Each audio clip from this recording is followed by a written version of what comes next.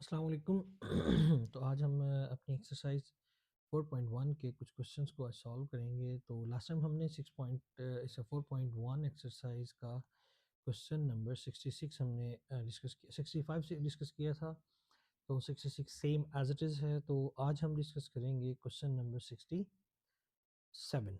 तो 67 में आप देख सकते हैं कि यहाँ पे हमें इससे रिलेटेड जो 67 में हमारे पास यहाँ पे इक्वेशंस नहीं गिवन है। तो हमें जैसे 66 में भी हमें जो प्राइस और डिमांड की, सप्लाई और डिमांड की जो इक्वेशंस हैं वो गिवन है, और 65 में भी हमें सप्लाई और डिमांड की इक्वेशंस गिवन थी।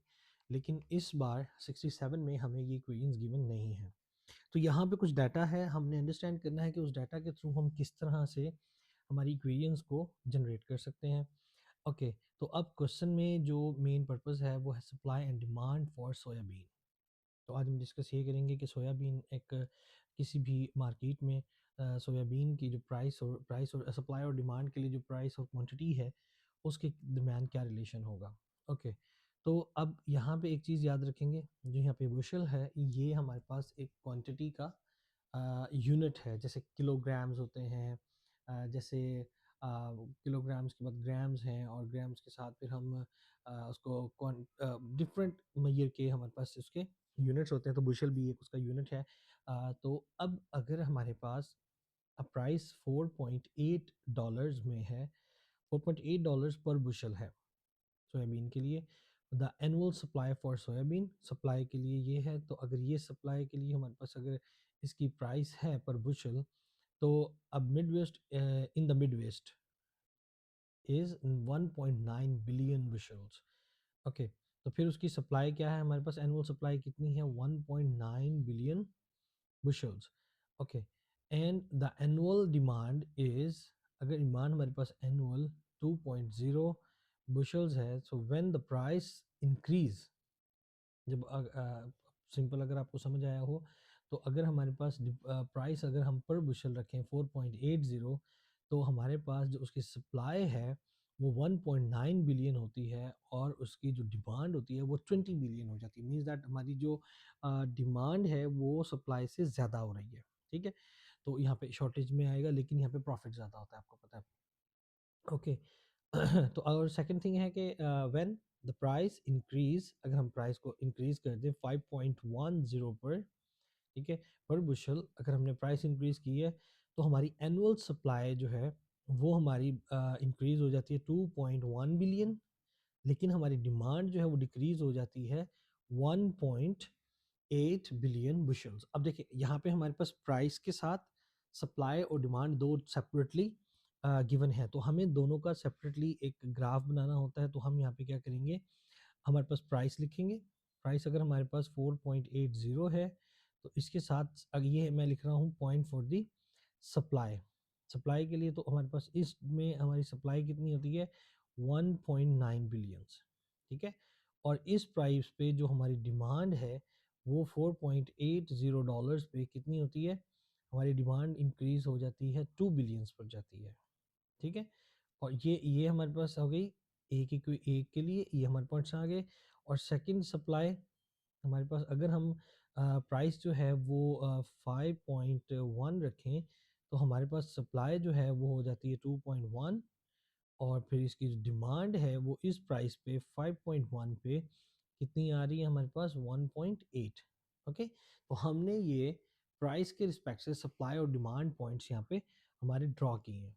ठीक है, तो अब इसके मुताबिक यहाँ पे हमें, यहाँ पे मैंने ये क्वेश्चंस को ये हमारा बिजनेस मैथमेटिक्स का जो लेक्चर है इसमें हमें यहाँ पे क्वेश्चन नंबर 67 में मैंने ये सारी डिटेल्स यहाँ पे लिखी है कि प्राइस हमारे पास डॉलर्स में है और क्वांटिटी हमारे पास बिलियन बुशल्स पर ईयर में है। ठीक है, तो अब ये सेम थिंग मैंने यहाँ पे लिखी हुई है कि जब आपके पास 4.8 इसकी प्राइस है, तो आपकी जो क्वांटिटी है, क्वांटिटी फॉर सप्लाई, तो ये आपके पास 1.9 हो गया। तो ये एक पॉइंट आ गया हमारे लिए सप्लाई के लिए, और डिमांड के लिए हमारे पास पॉइंट आ जाएगा $4.8 प्राइस के साथ 2 बिलियन बुशल्स पे। ठीक है, ये हमारे पास आ गया सप्लाई, ये एक क्वांटिटी के लिए आ गया। और सेकंड क्वांटिटी के लिए सेम उसी तरह से अगर हमारे पास प्राइस 1.50 है, तो ये हमारे पास 2.1 ये हमारे पास सप्लाई के लिए पॉइंट है, और डिमांड की इक्वेशन में हमारे पास जो पॉइंट बनेगा वो होगा 5.10 पे, हमारी डिमांड 1.8 है। तो इसके लिए हमें बनानी होगी लीनियर इक्वेशन।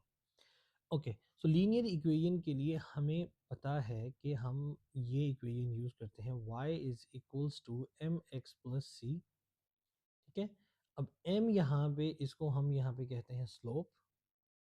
ठीक है, स्लोप मीन्स दैट कि आपके पास एक क्वांटिटी में अगर आप इंक्रीज करें तो दूसरी क्वांटिटी में कितना इंक्रीज होता है। और स्लोप के लिए हमारे पास फॉर्मूला होता है यहाँ पे y2 minus y1 over x2 minus x1। तो ये हमारे पास इसके लिए स्लोप का फॉर्मूला है। कोई भी इक्वेशन हमें बनानी है तो उसके लिए हमें ये फॉर्मूला यूज़ करना होगा। तो हम यहाँ पे सप्लाई और डिमांड के लिए जो इसकी स्लोप्स होंगी दोनों इक्वेशंस के लिए, वो सेपरेटली कैलकुलेट करेंगे और देन यहाँ पर इसमें प्लग करेंगे। एंड ये हमारे पास होता है वाई इंटरसेप्ट, इसको हम बोलते हैं कि हमारा जो इक्वेशन है, जो भी इक्वेशन होगी वो वाई इंटरसेप्ट में कहाँ पर उस लाइन को कट करेगी। ओके, तो हम अब वहाँ पे मैंने y और x रखा था वेरिएबल के रिस्पेक्ट से, लेकिन हमारे यहाँ पे वेरिएबल जो है वो प्राइस और क्वांटिटी में होते हैं। ठीक है, तो अब यहाँ पे अगर हमें QS, अब ये y की जगह पे है, y is equals to M X plus C form में हम इसको यहाँ पे लिख रहे हैं। तो यहाँ पे y जो है वो हमारी क्वांटिटी है जो कि मैंने यहाँ पे लिखी हुई है, और p हमारे पास प्राइस होगी जो गिवन होगी। ओके, अब हमारे पास फर्स्ट में जो प्राइस के दोनों दोनों पॉइंट्स में जो हमारे पास प्राइस है 4.8 पे सप्लाई 1.9, और 5.1 अगर हम प्राइस रखें तो हमारी सप्लाई 2.1 बिलियन। तो ये दोनों पॉइंट्स हम यहाँ पे यूज़ करेंगे। ठीक है, ये सप्लाई के लिए हमने वो जो सप्लाई वाले दोनों पॉइंट्स थे वो हमने यहाँ पे लिए। इसमें जैसे मैंने बताया था कि आपके पास स्लोप किसके इक्वल होगी, y2 minus y1 over x2 minus x1। अब इसमें y2 और y1 कौन सा है, तो हम यहाँ पे इसको लिखते हैं x1 y1 x2 y2। It's mean that अब हम क्या करेंगे, y2 माइनस y1 का मतलब होगा y2 इज 2.1 माइनस 1.9। तो ये देखें 2.1 माइनस 1.9, और x2 minus x1 means 5.10 minus 4.80। सो 5.10 माइनस 4.80, इनको जब आप सब्ट्रैक्ट करेंगे तो आपके पास आएगा 0.2 ओवर 0.3, एंड देन सिंप्लीफाई करेंगे तो 2/3 हमारे पास स्लोप आ गई है। ठीक है, और इसको अगर आप डेसिमल फॉर्म में लिखना चाहें तो डेसिमल फॉर्म में 2.2/3 आपके पास होता है 0.67। आप इसको डिवाइड करके देख सकते हैं, आपके पास 0.67 आएगा। ओके, तो अब इसमें आप हमने फाइंड करना है कि अब वाई इंटरसेप्ट क्या होगा, ये वाला पॉइंट क्या होगा। तो अब हमारे पास क्या यहाँ पर मौजूद है, देखें अगर हम यहाँ पे तमाम वैल्यूज़ को वन बाय वन सेलेक्ट कर लें, जैसे कि अगर यहाँ पे मैं कहता हूँ कि मेरे पास क्वांटिटी ऑफ सप्लाई 1.9 है, तो उसके लिए प्राइस फॉर सप्लाई, प्राइस जो है वो हमारे पास कितनी है, यहाँ पे प्राइस हमारे पास है 4.80, और यहाँ पे स्लोप हमने कैलकुलेट किया जो कि हमारे पास है 0.67। तो हम ये वैल्यूज़ तमाम इस इक्वेशन में प्लग करें इन जगह पे, तो हमारे पास यहाँ पे वाई इंटरसेप्ट की वैल्यू आ जाएगी। तो हमने क्यू की जगह पे वैल्यू पुट की 1.9, ये आ गया।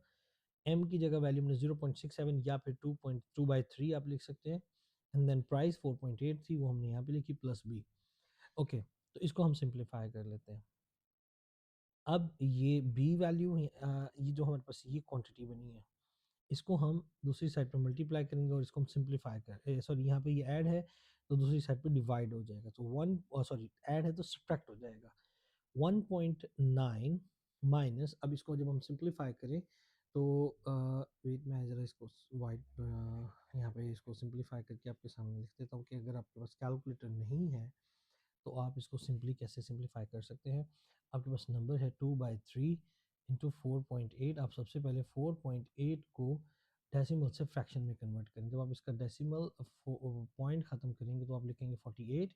अब पॉइंट के बाद आपके पास वैल्यू 1 है, ज़ीरो के अलावा कितनी वैल्यूज़ होती हैं वो हम देखते हैं। तो ये हमारे पास आ गया 48/10। तो अब इसको सिंप्लीफाई करेंगे, 2 1s are 2 and 2 5s are 10। ठीक है, अब ये हमारे पास हो गया 40, ओके 48 है। तो इसको हम सिंप्लीफाई करके देखते हैं कि 3 से इसको आप कट कर सकते हैं या नहीं। एग्जैक्टली ये कैंसिल हो सकता है, 3 1s are 3, 3 1s are 3, सो 1 यहाँ पे कैरी हुआ तो 18 बन गया, तो 3 6 are 18, so it will be 16/5। Okay, तो ये हमारे पास यहाँ पे b की वैल्यू, ये हमारे पास इसको हमने सिंप्लीफाई किया है। तो ओके, तो हम यहाँ पे जब इसको सिंप्लीफाई करेंगे 16/5 को, तो आप इसको डिवाइड करके देख सकते हैं। 16 इनसाइड रखते हैं, हम लॉन्ग डिवीजन करेंगे यहाँ पे। सो 5 3s are 15, 1 carried and then 0.5 2s are 10, तो ये हमारे पास आ गया 3/3.2। So 1.9 minus 3.2 is equals to B आ जाएगा हमारे पास। ओके, तो जब आप इसको माइनस करेंगे तो आपके पास बी की वैल्यू आ जाएगी -1.3। तो अब हमारे पास बी की वैल्यू भी है, हमारे पास एम की वैल्यू भी है। एम हमारे पास है 2/3, बी हमारे पास है -1.3। तो जस्ट हम इसको जब प्लग करेंगे इस जनरल इक्वेशन में, तो ये हमारे पास आ गई है सप्लाई इक्वेशन। ठीक है, जो कि हमारे पास गिवन नहीं थी क्वेश्चन नंबर 67 में, वो हमने यहाँ पे जनरेट कर ली है सप्लाई इक्वेशन। ओके, तो इसके बाद सप्लाई इक्वेशन के साथ अब हमें इसी तरह से डिमांड इक्वेशन को कैलकुलेट करना होगा। तो डिमांड के लिए हमारे पास पॉइंट्स कौन से गिवन है, एक 4.8 के साथ 2 और एक 5.1 के साथ 1.8। तो हम अब यहाँ पे इसी तरह से ये सेम इक्वेशन, वो जो हम मैंने स्टार्ट में बताया कि y is equals to M X plus C, तो यहाँ पे y की जगह पे हमने क्यू ऑफ डिमांड लिखा हुआ है, क्वांटिटी फॉर डिमांड जो स्लोप होगी, और साथ में प्राइस प्लस बी पॉइंट जो है वो वाई इंटरसेप्ट है हमारे पास। मतलब कि आपका जो ग्राफ है वो वाई एक्सिस में कहाँ से कट करेगा। ओके, अच्छा, तो अब ये दोनों पॉइंट्स मैंने वहाँ से यहाँ पे लिखे हुए हैं। सिमिलरली हमारे पास स्लोप की जो इक्वेशन थी, स्लोप हमें मालूम है कि वो क्या होता है कि y2 minus y1 over x2 minus x1। सो यहाँ पे आप देख सकते हैं कि ये आपके पास x1 है, y1 है, x2 है और y2। सो सिंपली हमने इसमें जब वैल्यूज पुट करेंगे तो क्या बनेगा, 1.8 माइनस 2.0, तो 2 लिख देंगे उसको, और सिंपली 5.1 माइनस 4.8। तो आप ये देख सकते हैं सेम वैल्यू आपके पास यहाँ पे प्लग है। सिंप्लीफाई करेंगे तो -3/2 और -2/3 आपके पास इसका स्लोप आ जाएगा। तो अब यहाँ से हम कोई भी एक पॉइंट यूज़ कर सकते हैं, ये वाला या फिर ये वाला आप यूज़ करें। तो x की वैल्यू मतलब कि ये आपके पास पुट होगी प्राइस में, ये पुट होगी q क्वांटिटी में, मीन्स दैट इसको p की जगह पे पुट करें और इसको q d की जगह पे पुट करें यहाँ पे, और m की वैल्यू हम ये पुट करेंगे तो हमारे पास b की वैल्यू आ जाएगी। ठीक है, तो हमने सारी वैल्यूज प्लग करके b की वैल्यू सिमिलरली जैसे हमने सप्लाई के लिए कैलकुलेट किया था, बी की वैल्यू यहाँ पर हमारे पास आ गई 5.2। एंड देन जर्नल इक्वेशन में हम ये बी की वैल्यू और ये एम की वैल्यू प्लग करेंगे तो हमारे पास इक्वेशन फॉर्म बनेगी, that is the demand equation. हम इसको डी ई भी लिख सकते हैं, डिमांड इक्वेशन।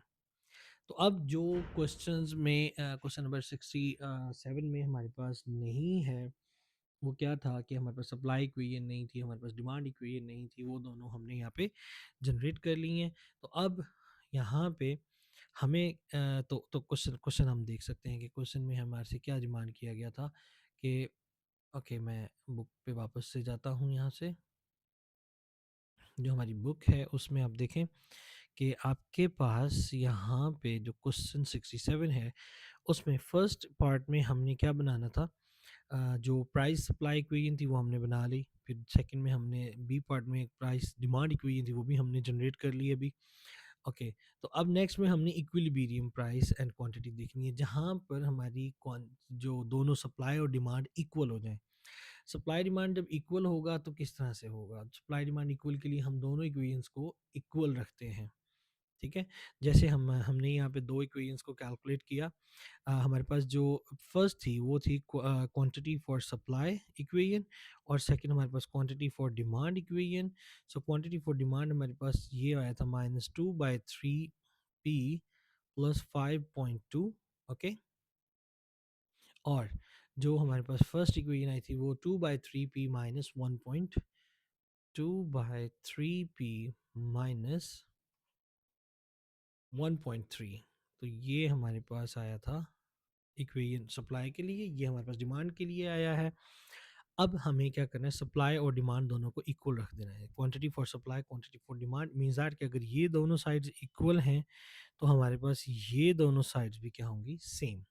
ओके, तो जब हमने इनको सेम किया, ये हमारे पास जो इक्वेशंस हैं, अब इन दोनों को हम यहाँ पे सेम रखेंगे, तो सेम रखेंगे तो इनकी वैल्यूज जस्ट प्लग करके इनको हमने सेम कर दिया। ओके, तो उसके लिए अब यहाँ पे 2/3p minus 1.3 is equals to this one, ये हमारे पास सेम है। अब यहाँ पर लाइक टर्म्स को हमने अरेंज करना है। कैसे अरेंज करेंगे, अब ये वैल्यू p के साथ जो है नेगेटिव है, इसको हम यहाँ से दूसरी तरफ शिफ्ट करेंगे, और ये सिंपल कांस्टेंट है नेगेटिव है, इसको दूसरी तरफ शिफ्ट करेंगे, तो क्या बनेगा हमारे पास 2/3p प्लस, अब ये वैल्यू -2/3p है, तो जब इसको हम शिफ्ट करेंगे दूसरी साइड पे इक्वल के, तो ये प्लस हो जाएगा 2/3p, and then it's equal, अब यहाँ पे ऑलरेडी हमारे पास 5.2 है, और ये जो हमारे पास अब वैल्यू है -1.3, जब इसको हम इक्वल के दूसरी साइड पे शिफ्ट करेंगे तो ये +1.3 हो जाएगा। ओके, तो अब 2/3 प्लस 2/3 कितना हो जाएगा, 2/3 प्लस 2/3, तो दो फ्रैक्शंस में जब डिनोमिनेटर सेम है तो उसको हम एक बार लिखेंगे और नॉमिनेटर्स को ऐड करेंगे, 2 + 2 4, तो ये हमारे पास हो गया 4/3p। ओके, एंड देन 5.2 को ऐड करेंगे हम 1.3 में, सो 3 + 2 5, देन पॉइंट, एंड देन 5 + 1 6, तो 6.5 हमारे पास हो गया। तो यहाँ से हमारे पास क्या मिल गया हमें, 4/3p is equals to 6.5। So simply अब क्या करना है हमें, हम अब यहाँ पे 3 डिवाइड है, हमें सिंपल p की वैल्यू चाहिए, तो हमारे पास जितने भी कॉन्स्टेंट्स के साथ मल्टीप्लाई या डिवाइड हो रहे हैं वो उनको दूसरी साइड पे शिफ्ट करके हमें ख़त्म करना है। अब 3 यहाँ पे डिवाइड है, तो इसको जब दूसरी साइड पे शिफ्ट करेंगे तो ये प्लस मल्टीप्लाई होगा, और 4 यहाँ पे मल्टीप्लाई है, तो जब इसको दूसरी साइड पे शिफ्ट करेंगे तो ये डिवाइड हो जाएगा।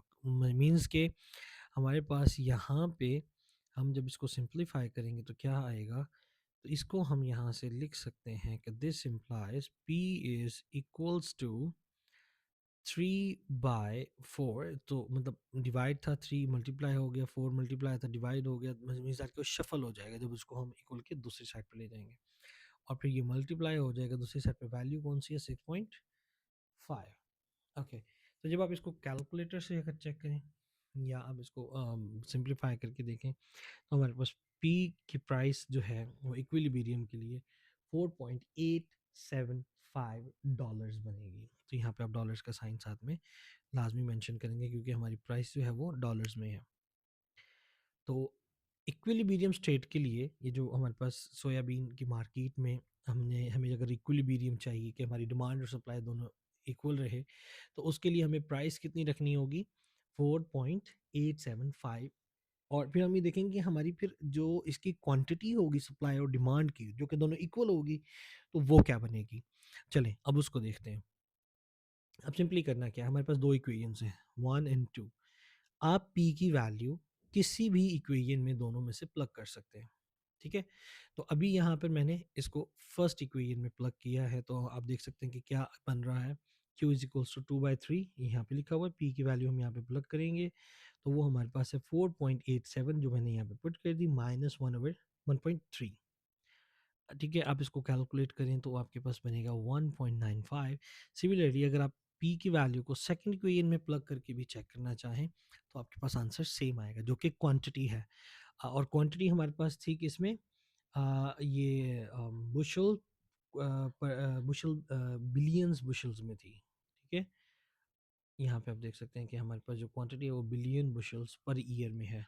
तो हमारे पास अब इसमें क्वांटिटी क्या बन गई कि अगर हमारी प्राइस हम रखें 4.875 डॉलर्स, तो सिमिलरली हमारे पास जो इसकी क्वांटिटी होगी बिलियंस बुशल्स पर ईयर, वो 1.95 होगी।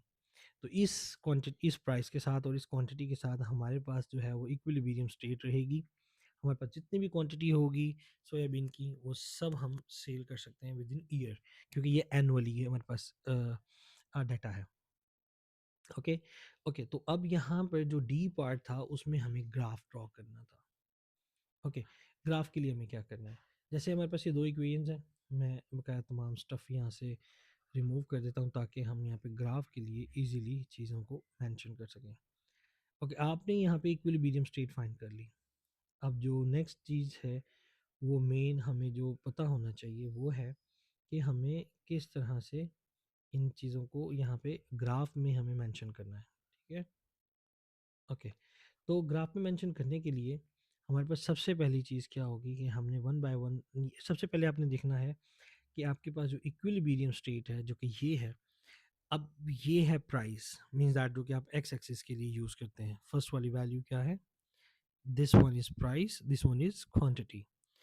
अब हमें दो पॉइंट्स चाहिए, रैंडमली हम कोई भी पिक कर सकते हैं, लेकिन अगर हम इक्विलिब्रियम पॉइंट्स के नज़दीक सेलेक्ट करें तो हमारा ग्राफ अच्छा बनेगा दोनों इक्वेशंस का, और वो प्रॉपरली कट होता हुआ भी नज़र आएगा।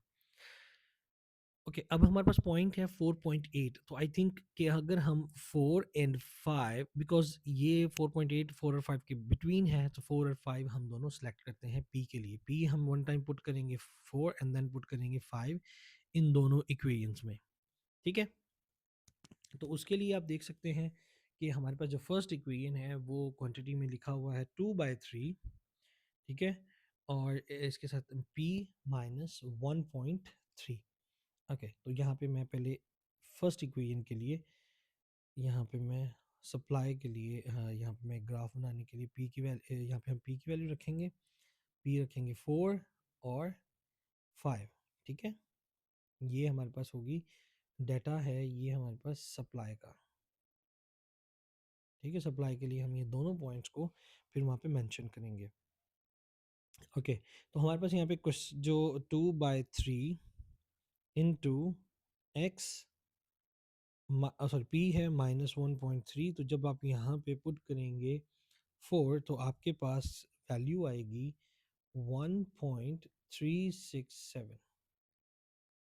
ओके, एंड देन जब आप इसमें पुट करेंगे 5 तो आपके पास आंसर आएगा 2.033। ओके, ये हमारे पास है सप्लाई के लिए। अब इसी तरह से हम यहाँ पे डिमांड के लिए बना लेते हैं। डिमांड के लिए हमारे पास जो होगा उसमें सॉरी, ये अगेन मैं यहाँ पे ड्रॉ करता हूँ। ओके, तो हम यहाँ पे प्राइस, और ये हमारे पास है quantity for supply, and this is quantity for demand. Okay, तो अभी मैं ये रिमूव कर दूँ। ओके, तो अब हमारे पास कितनी वैल्यूज है? पी के लिए हमें क्या पुट करना है? 4 एंड 5। ठीक है, तो अब यहाँ पे जो हमारा सेकेंडरी फंक्शन बन रहा है वो है -2/3 p एंड प्लस 5.2।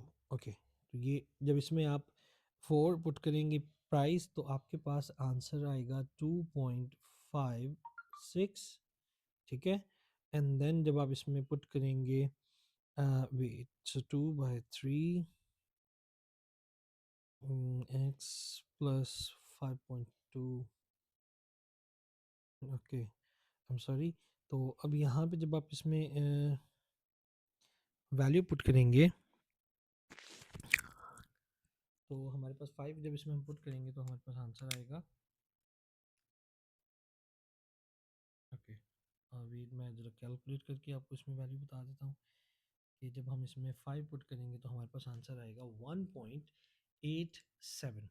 तो ये हमारे पास बनेगा 1.87 जब हमने इसको कैलकुलेट किया। अब ये पॉइंट जस्ट हमें ग्राफ पे मेंशन करने हैं। तो अब देखें 4 पुट कर रहे हैं तो 1.367 आ रहा है। तो आपने जब 4 पुट किया, सॉरी 4 पुट किया हमने, ठीक है, तो हमारे पास आएगा 1 पॉइंट समथिंग दिस। ओके, तो ये हमारे पास पॉइंट बन रहा है। और जब आप इसमें 4 एंड सॉरी प्राइस हमने यहाँ पे रखा हुआ है, सॉरी, तो ये डिमांड है। तो प्राइस के लिए हमने जब 4 पुट किया तो डिमांड हमारे पास डाउनवर्ड पे है। तो प्राइस जब हमारे पास 4 है तो हमारे पास ये 1 पॉइंट समथिंग बन रहा है। ये है ब्लू वाला हमारे पास सप्लाई फंक्शन है, तो दैट्स वाई ये हमारे पास जो लाइन बनी ये पॉइंट आएगा। ठीक है, और जब 5 पुट करते हैं तो वो ऑलमोस्ट आपके पास कुछ यहाँ पे इस तरह से 2 पॉइंट समथिंग देगा।